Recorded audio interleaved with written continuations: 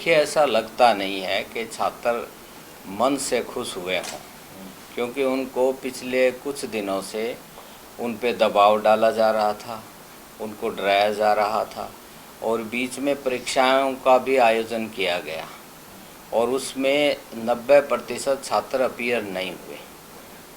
तो निश्चित तौर से वो एक बहुत बड़ा उन पे दबाव की एक तरीका था।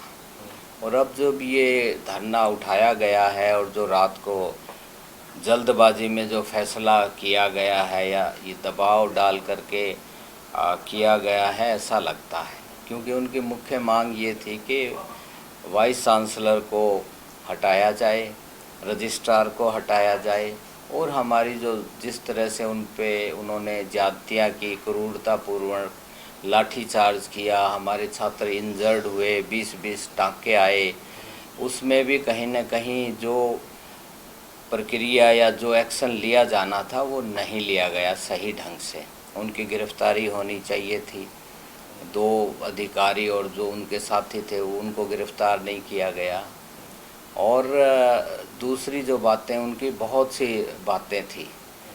और जो प्रशासन होता है विश्वविद्यालय का, उसका दायित्व होता है कि बच्चों से बातचीत के माध्यम से उसको सुलझाते, बच्चों को में विश्वास होना चाहिए और उनको मेंटली तौर पे डिस्टर्ब नहीं किया जाना चाहिए, क्योंकि बच्चे वहाँ पे शिक्षा और डिग्री प्राप्त करने के लिए आए हुए हैं। आगे उनका एक लंबा भविष्य होता है, उसमें वो आगे फर्दर स्टडी के लिए जाएंगे और जाएंगे। तो उनको इस क्रूशियल टाइम पे जब एग्ज़ाम्स नज़दीक हों, उनको इतना डरा धमका के डिस्टर्ब करके रखा जाए, तो ये कहीं न कहीं बहुत ही क्रूरतापूर्ण व्यवहार जो है प्रशासन जो था यूनिवर्सिटी का, उनके द्वारा किया गया है। एक अलग मुद्दे पे भी चर्चा करेंगे। आपके ही क्षेत्र से एक नेता हैं जो कि भाजपा में हैं, कुलदीप बिश्नोई की हम बात कर रहे हैं। बिश्नोई महासभा के साथ उनका एक लंबा विवाद, हटाना नहीं हटाना, इस तरह का विरोध जिस तरीके का चल रहा है, आपको क्या लगता है, किस तरीके से देखते हैं? ये कहा जा रहा है कि लगातार जबरदस्ती कब्जा उनका उस बिश्नोई महासभा पे था, लोगों में पकड़ नहीं है, ये तमाम बातें आती है। आप किस तरीके से देखते हैं, क्या कहेंगे? देखिए, इसमें जो कुछ घटनाक्रम हुआ है, जिस तरह से ये केस दर्ज हुआ है और जिस तरह से उनको अरेस्ट किया गया है, ये बहुत ही दुर्भाग्यपूर्ण है। परिस्थितियाँ जो नज़र आती है उसमें ये बदले की भावना से की गई कार्यवाही लगती है और ये समाज के लिए बहुत ही दुर्भाग्यपूर्ण है। ऐसा किसी भी समाज का मुखिया रहा हो। बाकी तो अगर कोई केस रजिस्टर होता है और उसमें उसकी आगे इन्वेस्टिगेशन में क्या निकलता है वो बातें हैं, बट अपेरेंटली ये लगता है कि ये बदले की भावना से की गई कार्रवाई है। एक और मुद्दे पर हम बात करना चाहेंगे। इन दिनों सबसे बड़ा एक इंतजार है संगठन सृजन अभियान की सूची का। प्रवेशक आए, आपके क्षेत्र में आए, तमाम जगहों पे आए, तमाम विधायकों नेताओं से चर्चा करी। अब आप किस तरीके की उम्मीदें करते हैं? क्या आप लोगों को लगता है कब तक ये संगठन सृजन अभियान के बाद अब सूची आ सकती है? देखिए, जो भी अखिल भारतीय कांग्रेस कमेटी की तरफ से ऑब्जर्वर्स गए, उनके साथ हमारे हरियाणा प्रदेश कांग्रेस कमेटी के ऑब्जर्वर्स उनके साथ रहे, उन्होंने सब ज़िलों में अलग अलग से गए और विधानसभाओं के उसमें भी गए और उन्होंने लोगों की राय ली। और ये जो प्रक्रिया चली है बहुत ही शांतिपूर्ण ढंग से चली। लोगों ने काफ़ी रुचि दिखाई। जहाँ भी ये कमेटीज़ गई, लोग बढ़ चढ़ करके लोगों ने अपने राय दी और अब पैनल तैयार करने का जो है वो प्रोसेस में है। और आने वाले दिनों में हम एक अच्छे संगठन की, जैसा कि राहुल गांधी जी ने और हमारे जो प्रांत के नेताओं ने और जिस तरह से जो हमारे प्रभारी जी हैं और उनके जो दूसरे सह प्रभारी हैं जो इस कार्य में लगे हुए हैं, तो निश्चित तौर से एक अच्छे संगठन का सर्जन होगा और आने वाले दिनों में कांग्रेस पार्टी की प्रांत में एक बहुत अच्छी तस्वीर उभर करके सामने आएगी। क्या आप लोगों की तरफ से कुछ सजेशन पार्टी के सामने, ऊपर हाईकमान के सामने रखा जा रहा है? क्या आप लोगों को क्या होना चाहिए, क्या होना चाहिए? प्रशिक्षकों को तो आपने बताया, आप कहना कि पार्टी नेताओं से मुलाकात कर कोई अपनी बात रखना आप लोग चाह रहे हैं, ऐसा कुछ हुआ? देखिए, अभी हमारे लेवल, जिला लेवल पे ही ये बातें चली हैं, तो वहाँ पे हमने अपने सुझाव दिए हैं और उसमें सारे समीकरण को ध्यान में रखे जाने के बारे में हमने सुझाव दिए हैं। चाहे वो किसी भी तरह के समीकरण है, क्षेत्रीय समीकरण है या दूसरी जो बातें, वो सुझाव हमने दिए। एक अंतिम प्रश्न है, आपकी विधानसभा क्षेत्र से युवा संजय की हम बात कर रहे हैं। संजय कालीराम जिसे भारतीय हॉकी टीम का कप्तान चुना गया, नियुक्त किया गया, किस तरीके से आप देखते हैं, क्या कहेंगे उस पर? देखिए, हमारे लिए आदमपुर विधानसभा के लोगों के लिए, क्योंकि ये गांव आदमपुर विधानसभा का एक बहुत बड़ा गांव है, तो उस हम सब के लिए, हिसार ज़िले के लिए, हरियाणा प्रांत के लिए, सब के लिए गर्व की बात है। और मैं अपने उस भाई को बधाई देता हूँ, शुभकामनाएं देता हूँ, और उसको आगे जो भी हमारी तरफ से उसको पूरा एनकरेज करने की दिशा में हम उसके बिल्कुल साथ रहेंगे। ठीक है सर। हाँ, जो छात्र हैं, क्योंकि आपने हमेशा छात्र राजनीति भी करी है, क्या उनको उनका हक मिला है और ये समस्या का समाधान हो चुका है, आप मानते हैं? बिल्कुल, ये कोई समस्या का समाधान नहीं। जिस तरीके से भारतीय जनता पार्टी की 11 साल का एक जो तानाशाही पूर्ण रवैया हम देख रहे हैं प्रदेश में, आज भी वही हालात हैं।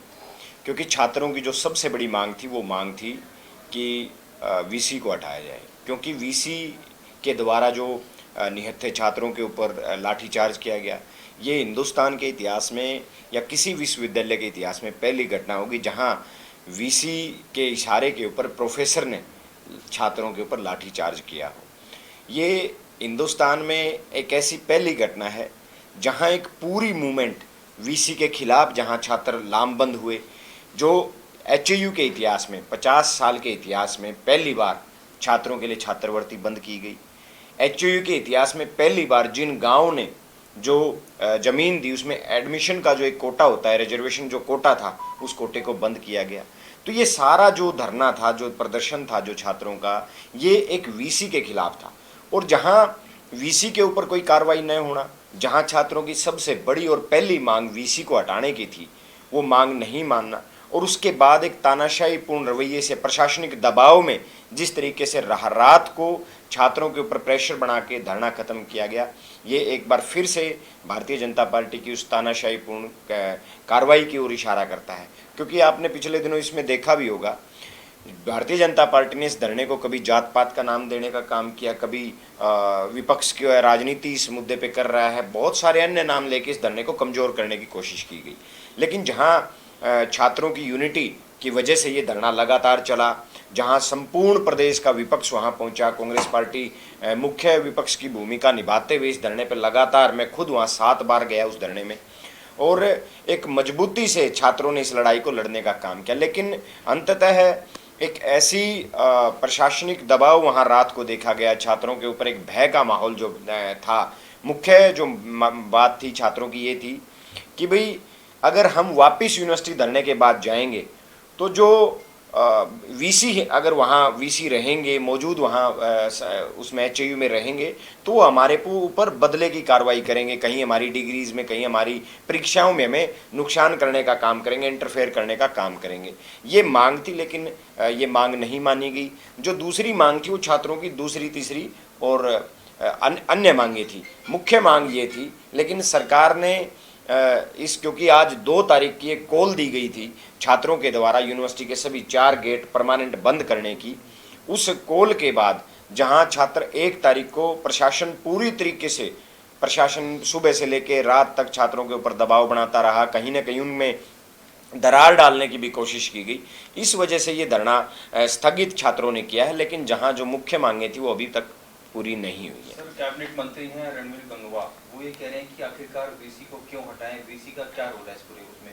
एक तरफ तो उनके मुख्यमंत्री कह रहे हैं कि हम छात्रों के साथ हैं, दूसरी तरफ कैबिनेट मंत्री का इस तरीके का बयान, आप किस तरीके से? नहीं, माननीय मंत्री जी ने किस बिहाफ में ये बयान दिया है ये देखना पड़ेगा, लेकिन ये जो धरना था, ये धरना पूर्णतः वीसी के खिलाफ था। तो वीसी ही तो इसमें मेन मुख्य पार्टी थे। वीसी के इशारे पे लाठीचार्ज हुआ, वीसी ने ही छात्रवृत्ति बंद की, वीसी ने ही एडमिशन में रिजर्वेशन कोटा बंद किया, वीसी के इशारे पे रात को छात्राओं का हॉस्टल बंद किया गया, वीसी के इशारे के ऊपर रात को छात्राओं का खाना बंद कर दिया गया। यही हम चाहते थे कि वीसी के ऊपर कार्रवाई होनी चाहिए। और अगर कोई सरकार का मंत्री या सरकार का कोई विधायक उस वीसी को बचा रहा है, ये तो बहुत दुर्भाग्यपूर्ण है। वहाँ कोई कांग्रेस या किसी विपक्षी दल के बच्चे थोड़े ही हैं। एचएयू में तो सब पार्टियों के, सब दलों के, सब जात के बच्चे बैठे हैं।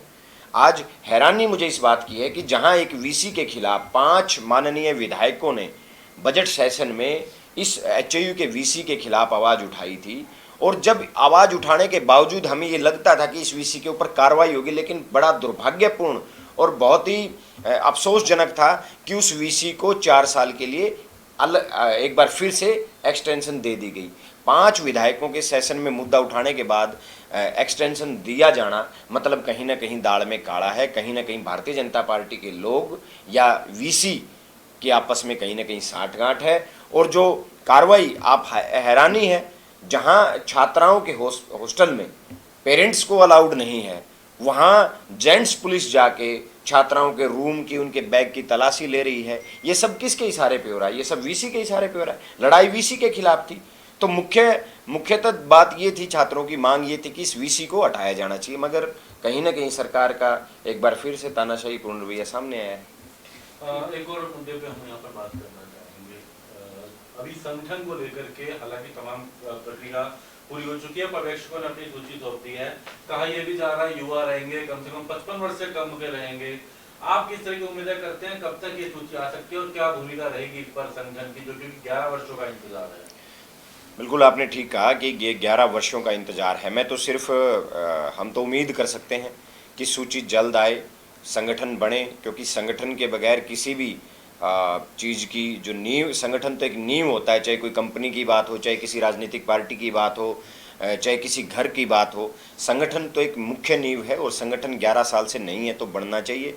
और हम उम्मीद करते हैं कि मजबूत लोगों को संगठन में जगह दी जाए, जो वफादार हैं पार्टी के, जो मजबूत लोग हैं, जिनकी एक लोगों में पकड़ है, उन लोगों को संगठन में जगह मिलनी चाहिए, ताकि कांग्रेस पार्टी एक बार जो फिर से लोगों की बुलंद आवाज़ बने, विपक्ष के होने के, मुख्य विपक्षी दल होने के नाते लोगों की आवाज़ को प्रमुखता से उठाने का काम करे।